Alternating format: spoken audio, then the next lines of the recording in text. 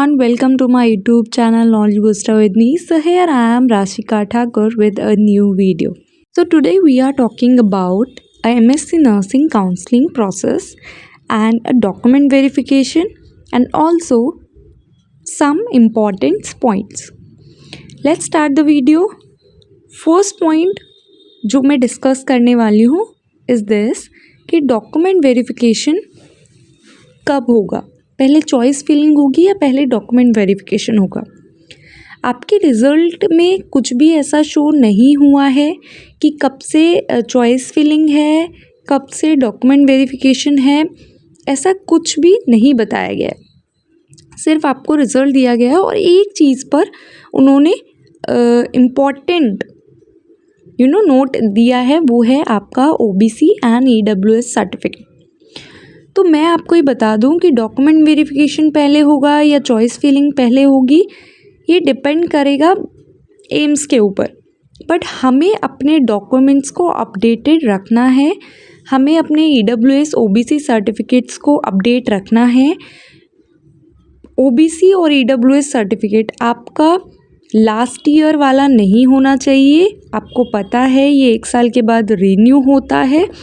1/4/2025 की issue date होनी चाहिए आपके सर्टिफिकेट की, वही सर्टिफिकेट वैलिड माना जाएगा। ये आपका पहला इम्पॉर्टेंट टॉपिक या आप कह सकते हो इम्पॉर्टेंट नोट था। ठीक है, तो आपको ये चीज़ ध्यान रखनी है। सेकंड चीज़ के बारे में जो हम बात करेंगे वो है आपकी चॉइस फिलिंग।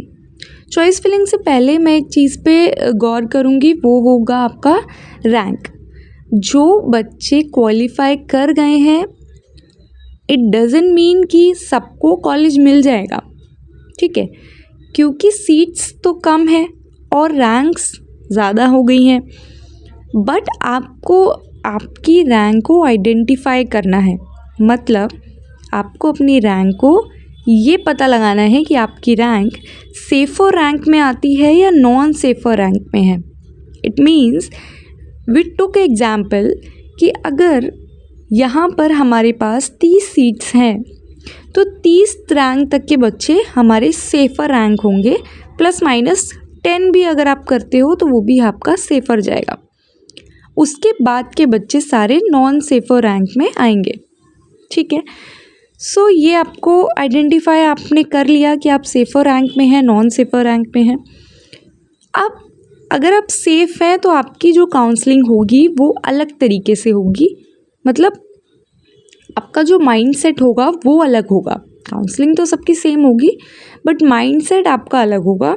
और अगर आप नॉन सेफ़र रैंक में आएंगे तो आपका जो काउंसलिंग करने का माइंडसेट होगा वो डिफरेंट होगा as comparison to the other one. तो ये चीज़ भी आपको ध्यान में रखनी है। तीसरी चीज़ के बारे में हम बात करेंगे कि आपको चॉइस फिलिंग से पहले ये पता होना चाहिए कि किस एम्स में कितनी सीट्स हैं, कौन से एम्स में आपकी कैटेगरी के हिसाब से कितनी सीट्स हैं, या टोटल नंबर ऑफ़ सीट्स आपकी कैटेगरी में कितनी है। हो सकता है कि आपको एम्स गोरखपुर चाहिए और उसमें आपको CTVS चाहिए, बट आप EWS कैटेगरी से बिलोंग करते हैं और EWS की वहाँ पर सीट नहीं है, तो इट इज़ मोर डिफ़िकल्ट कि उस टाइम आपको वो सीट मिल जाए, भले ही आपकी रैंक कुछ भी क्यों ना हो, क्योंकि वहाँ सीट है ही नहीं तो कहाँ से मिलेगी। तो इसके लिए आपको ये पता होना बहुत ज़रूरी है कि आपकी सीट कहाँ पर है, आपकी कैटेगरी की सीट कौन सी कहाँ पर है, जो आपको चाहिए वो कहाँ मिल पाएगी। ठीक है, तो ये आपको सबको पता होना चाहिए। तो इसके लिए इस वीडियो में बेसिकली हम ये पता लगाएंगे कि किस एम्स में कितनी सीट्स हैं। ठीक है, तो हम नेक्स्ट स्लाइड पे जाते हैं। फर्स्ट स्लाइड मैंने यहाँ पर ली है एम्स गोरखपुर की।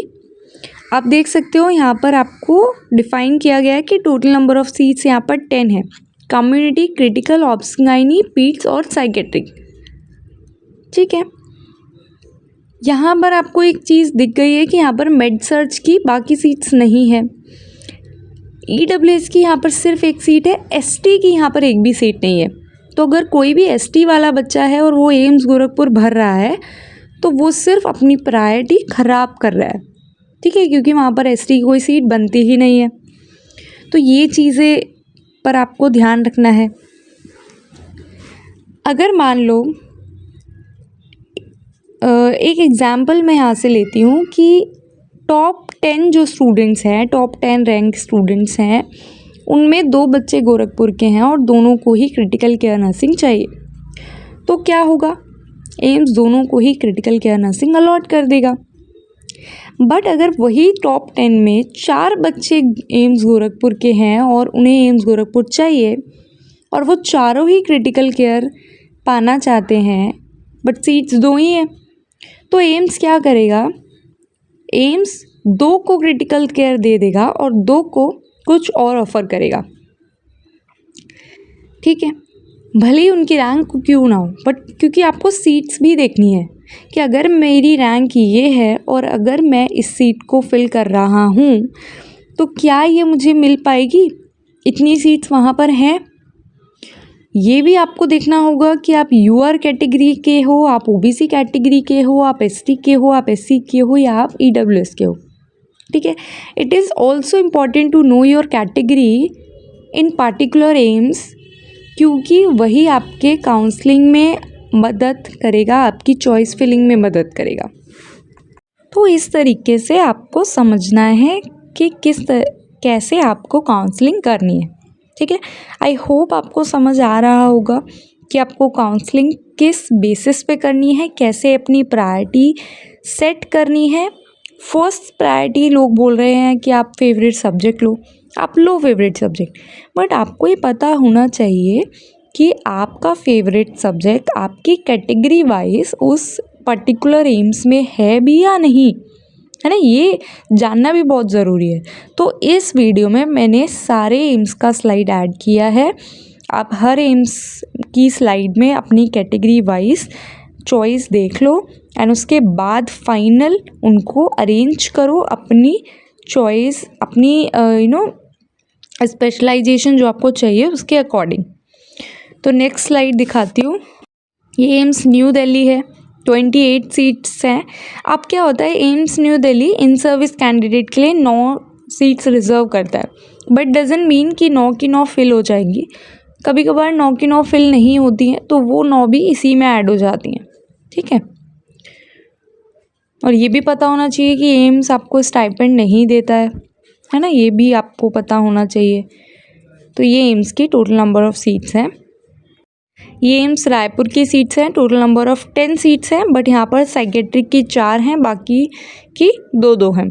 ईडब्ल्यूएस की यहाँ पर कोई सीट नहीं है।